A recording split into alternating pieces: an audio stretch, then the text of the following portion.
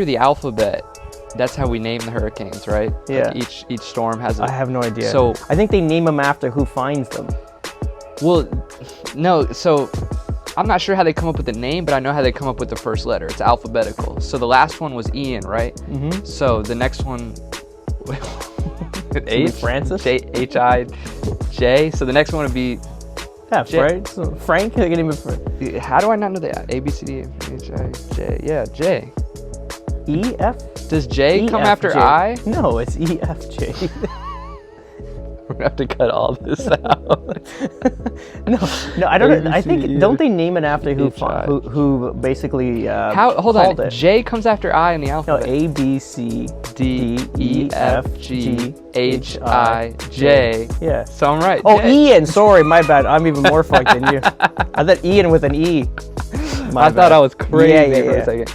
Yeah. So Ian, so the next one will be J, but I'm not sure how they come up with the actual name. No, they name them after who finds them. So let's just say there's a meteorologist says there's a hurricane coming in the storm. They'll name it after that person. No, because there's been Hurricane Zelda.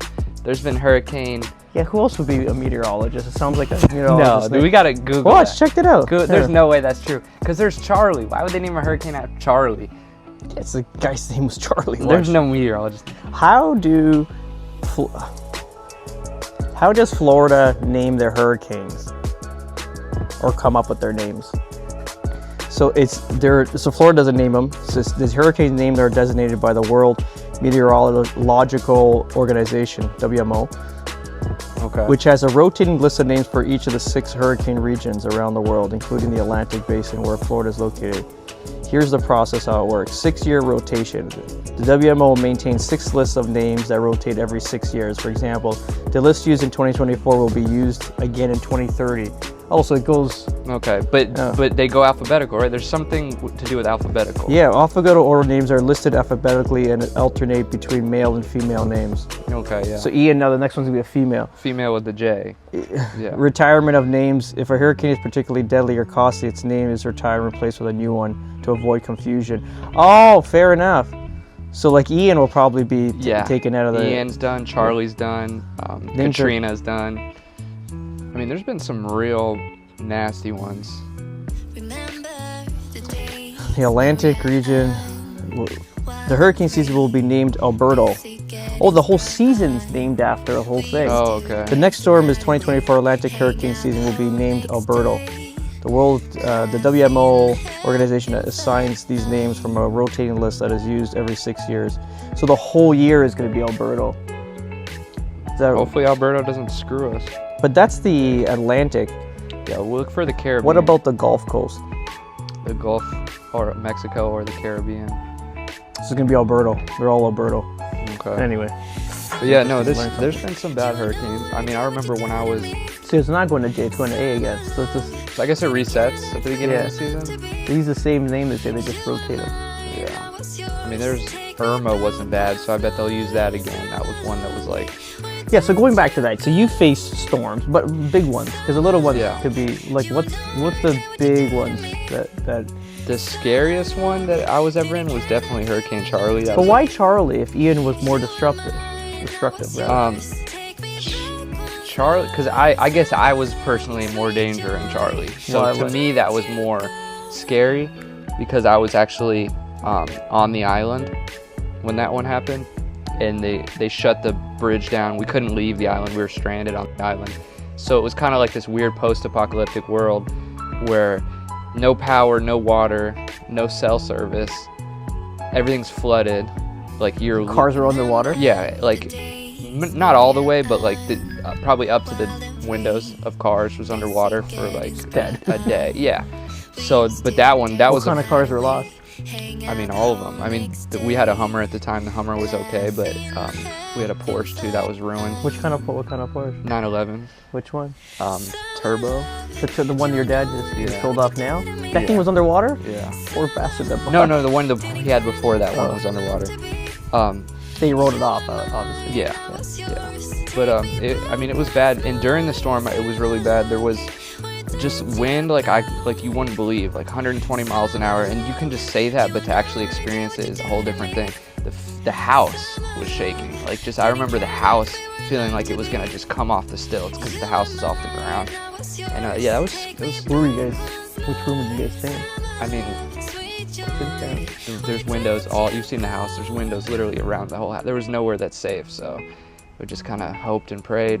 All that glass is hurricane proof, but it was pretty scary.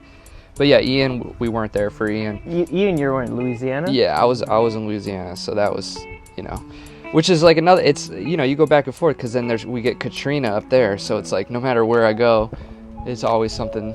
Gotta move out here. Yeah, right. Where I live. Yeah, out of the flood zone. Yeah. Do you guys have what's the worst storm you've ever had in Canada?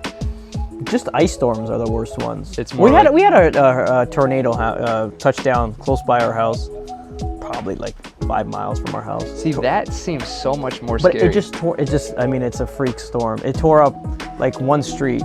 It only took down it was almost like a laser. It went through like 3 streets and it disappeared. It was a weirder thing. You can see its track of destruction, but it was weird. It never happened again. That was probably when I first was with my wife. Maybe like 16, 17 years ago, 18 years ago. It's just like, it depends what you're more scared of. Like, are you scared of like a big area with a lot of wind, or are you scared of like certain death? Tornadoes. Yeah, it's like certain death. So we don't have that. Like, tornadoes don't even exist. Oh, okay. It's like a freak storm. Like, it should never have happened. So that was that. After that was, yeah, you get your windstorms, but nothing crazy. Maybe like 60 miles, if that. And then we had an ice storm. Everything kind of like just iced right over. It was raining, and it was also right at freezing level. So it was like, your temperature would be 32, so right at 0 for us. So like 0 degrees, which is you're 32, and so every water that came down just automatically froze. It looked like Narnia when you woke up. All the trees were all bent over. It was wild. It was really cool to experience it, but lost power. I think my dad lost power for like a week and a half or something by the time they got I think it was a week. All that stuff's fun. 4 or 5 days. Like hurricanes down here, we use it as an excuse to celebrate. Hurricane parties were always a big thing. Like, it's always just a chance to, you can't go to work. The power's gonna be out, so you might as well just have a good time. Yeah, drink beer and invite some people over. Like, there's always a hurricane party going on. But we didn't have one last year. Well, that's because it was too serious. There's a fine line. If the hurricane's gonna be serious. Oh, you meant didn't have a hurricane party? We didn't have a hurricane. No, there was no hurricane, period. Yeah. I don't know how this year is going to be, but... Yeah, depending on if it's like a Cat 3 or above, then yeah, there's no hurricane party. You better figure out what you're going to do. So 1 and 2? Yeah, like 1, 2, 3. Yeah, probably a party. 4 or 5, no way. Chilling. Yeah, you got 4 and 5, you better find a bunker. You're filling up water. Yeah. You're fighting somebody in the Home Depot parking lot over a generator. And fuel, right? But we saw last year there was supposed to be a big storm, and it kind of blew over us. I put up some of the shutters on the other house we have. Yeah. And did you go to Home Depot and see the chaos? I didn't go. No, I didn't have to. I just got fuel for the cars. I filled up the cars, but it was already like, it was chaos. Yeah. Because we work here in Estero, but our office was in Fort Myers Beach. And our home was in Fort Myers and our office in Estero. So ultimately, it was like... Yeah. Next time there's a hurricane, just for good people watching, just go to Home Depot and just watch what happens. Chaos? People turn to their animalistic instincts. Yeah. It is so wild watching these, like, grown men and grown women fight over cases of water and plywood and generators. People buy generators, they go out to the parking lot and hawk them for like 3 times as much. But the reality is, like, a hurricane's great because you can plan for it. Like, a tornado is instant. This is why I didn't move to Texas. That scared the shit out of me. But if you're going into a hurricane, you have like sometimes 6, 7 days, 8 days to plan for it. Even 10 days. By the time it starts coming down the Caribbean, you don't know if it's going to come down to you or not. But there's always that's the thing with Florida. Everyone's on vacation time. They are those people that are down here that don't watch the news. They just really don't hear about it until it's 2, 3 days away. Because you don't really talk about it until it's really close. Like, that's kind of the thing down here. It's because we're really lax about it. But yeah, 2 or 3 days out is when you start to bump into people and be like, oh, what are you doing for, did you hear about such and such?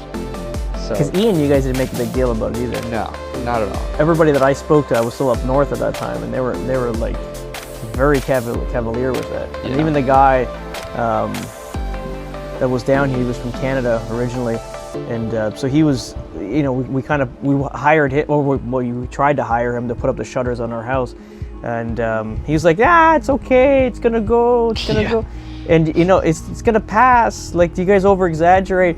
And fuck that, I called somebody on Saturday. I'm like, put up those shutters, man. It doesn't look good. I mean, didn't it turn last second, I think? Crazy, but like dead on, like literally smack dead on. And it was supposed to go further north. It was supposed to go to Sarasota, and it landed here. You know, no major hurricane has ever hit Sarasota in recorded history. Really? There's an old myth about a Indian princess that was, you know, obviously, I don't know how true.